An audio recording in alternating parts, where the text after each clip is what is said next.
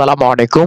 ২০২৫ সালের অষ্টম শ্রেণীর বাংলাদেশ ও বিশ্ব পরিচয় বইটি এখনো যারা হাতে পাওনি তাদের জন্য এই ভিডিও ডেসক্রিপশনে পিডিএফ ফাইলটি লিংক দিয়ে দিয়েছি। তোমরা ডাউনলোড করে বিস্তারিত দেখে নিবে। পরিমার্জিত সংস্করণ সর্বশেষ করা হচ্ছে ২০২৪। স্ক্রিনে দেখতে পাচ্ছ।